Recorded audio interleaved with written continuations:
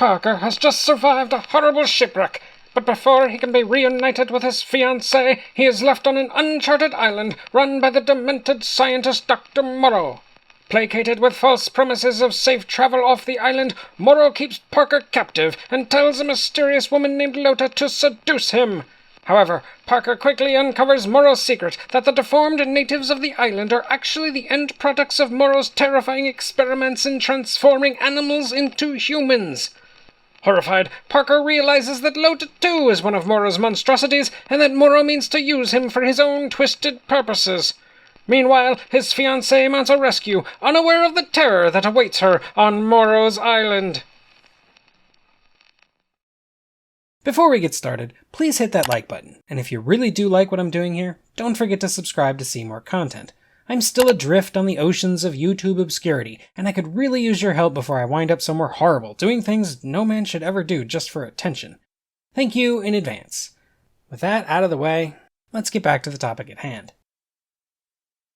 In 1915, the United States Supreme Court came to a unanimous decision that motion pictures were not protected by the First Amendment, that freedom of speech did not extend to film.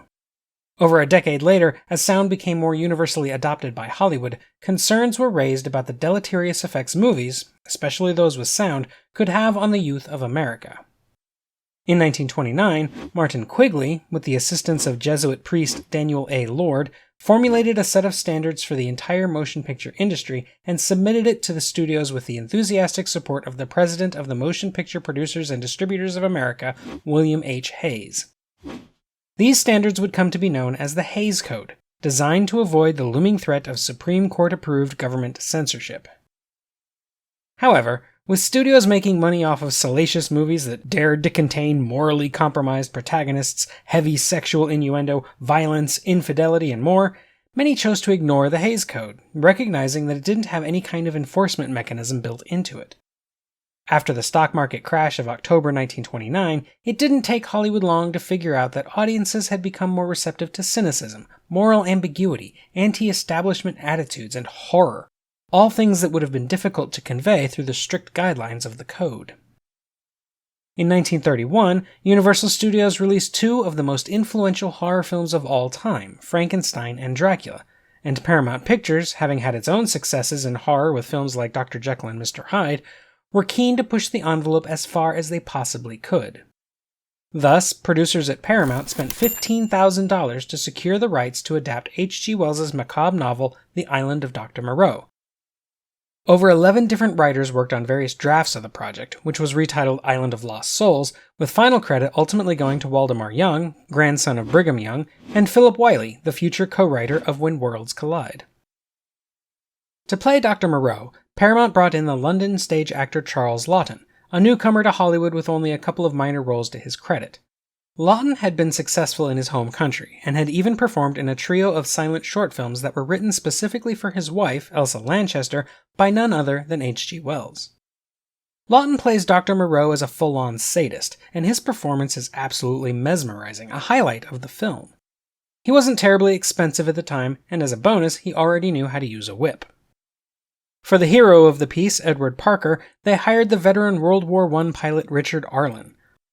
Arlen began his career with Paramount by crashing his motorcycle on the studio lot and breaking his leg. A director took pity on him and gave him a starter contract, either out of the goodness of his heart or out of a desire to prevent a potential lawsuit, depending on who you ask. His breakout performance was in 1927's Wings, in which he plays a pilot, and he would go on to have a long acting career that lasted until his death in the mid-70s. The actress Leela Himes plays Parker's fiancée, Ruth. Himes was the daughter of vaudeville comedians who had parlayed a modeling career into a brief but memorable stint in Hollywood. She is best known today for three notoriously controversial pre-code films, Island of Lost Souls, Freaks, and Red-Headed Woman. The most publicized casting decision fell on the character of the Panther Woman Lota. Paramount organized a nationwide search with over 60,000 contestants ultimately vying for the role, until they finally settled on the complete unknown Chicago native, Kathleen Burke. According to Paramount, she was a dental assistant at the time, though there is some dispute about that.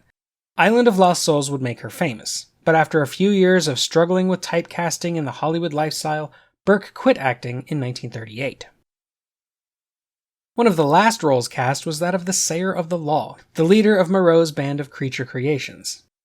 Bela Lugosi, famous for his stage and film performances as Dracula, had squandered nearly all of his Hollywood earnings to date and was facing bankruptcy, and so he agreed to do the film for a paltry $875, though he would make considerably more by working more days than he was initially scheduled for. He reportedly also took the role in order to prove he could perform under heavy makeup, as he had recently lost the role of Frankenstein to his longtime rival Boris Karloff.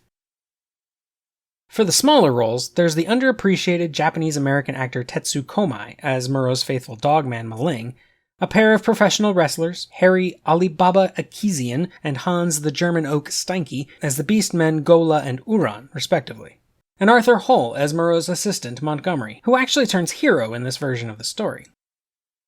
Paramount hired proficient studio director Earl C. Kenton to direct, and the prolific German architect Hans Dreyer as art director.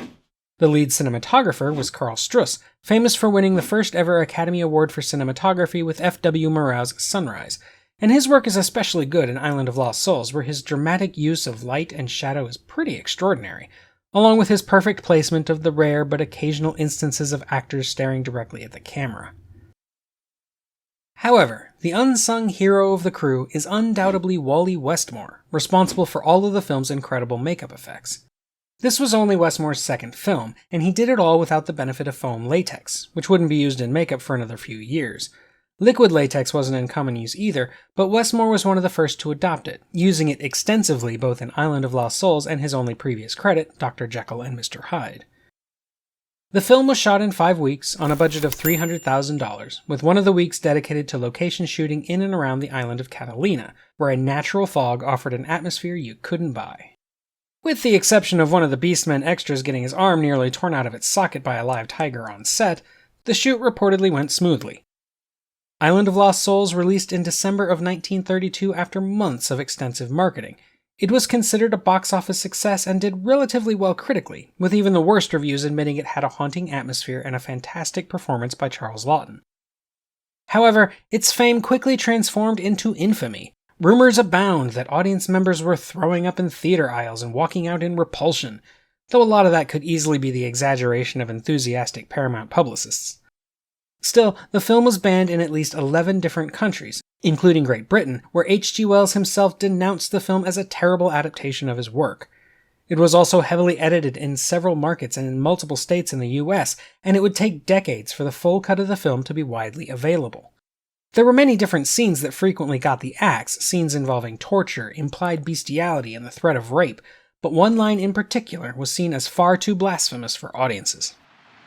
Mr. Parker, do you know what it means to feel like God? I've come across at least a dozen different interpretations of the film's meaning, which include a horror twist on Shakespeare's The Tempest, a blasphemous retelling of the Garden of Eden story with Dr. Moreau standing in as both creator and Satan, a commentary on American slavery, as seen by how the colonially dressed and arrogantly superior Moreau casually mistreats his creations, and even an exploitative reflection of the widespread racist fear of miscegenation. These can be fun ways to look at it, but I don't think the film strays too far from Wells's original themes of medical ethics, animal rights, and the cruelty of Victorian-era classism. What all versions of the story boil down to, though, is the same underlying question. What, if anything, really separates a man from a beast? The film nearly disappeared into obscurity before resurging in the 70s and 80s as a cult classic, acquiring new generations of dedicated fans. It found prominent inspiration on the music scene, where it inspired pop greats like Devo, Van Halen, Blondie, and House of Pain. Though not quite as famous as its exploitative cousin Freaks, or the Universal Monster movies, Island of Lost Souls remains one of Hollywood's most influential and essential horror films from the era. There have been 2 Hollywood remakes, the underappreciated 1977 version with Michael York and Burt Lancaster, and the wonderfully bizarre 1996 movie with Marlon Brando and Val Kilmer. But even though I think both of those are worth watching for various reasons, neither holds up against the classic. For my money, and regardless of what Wells himself thought, Island of Lost Souls is the best adaptation of his novel. As for the Hays Code, it would eventually become the law of Hollywood only 2 years after Island of Lost Souls hit theaters, with the Production Code Administration, or PCA, created in order to force movies to get a seal of approval before distribution. While neither the Code nor the PCA had the actual force of law behind them, they maintained an industry-wide stranglehold over American films for several decades. It wasn't until the 1960s, after the Supreme Court reversed its 1915 decision and concluded that motion pictures actually do enjoy the protections of the First Amendment, that enforcement of the Hays Code began collapsing. It was eventually replaced with the MPAA rating system currently used by Hollywood. Island of Lost Souls, then, exists in that brief window between the adoption of sound and the enforcement of the Hays Code, known to film historians as the pre-Code Hollywood era, where filmmakers could get away with shocking audiences in ways they wouldn't be able to do again for many years.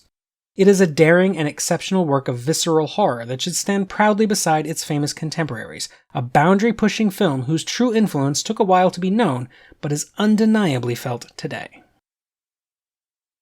And that's all for this episode, my fellow Earthlings. What do you think? Did the Hays Code stifle creativity, or was it an important step in the maturation of Hollywood that prevented the far more damning interference of government censors? Let me know in the comments. While you're there, don't forget to like and subscribe if you haven't already. If you'd like to show your support even more, consider becoming a patron to get early access to new videos, vote on future topics, get the occasional bonus video, and more. You can also check out my website at emcgill.com, where you can find written reviews of several sci-fi classics in both film and literature, including a review of H.G. Wells' original novel, The Island of Dr. Moreau, and all 3 of its Hollywood film adaptations. I'm not done with pre-Code H.G. Wells adaptations, though, so be sure to check back next time for an in-depth look at a monster you can't actually see. Until then, this is the Unapologetic Geek, telling you to never be ashamed of what you love, as long as you're not hurting anybody.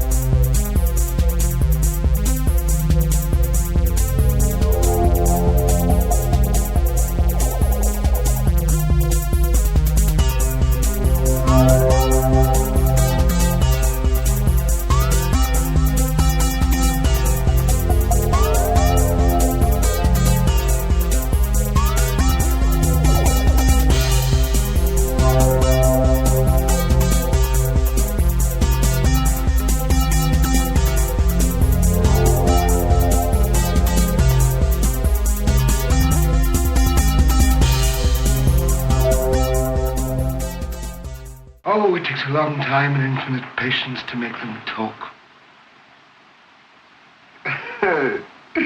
Someday I'll create a woman and it will be easier.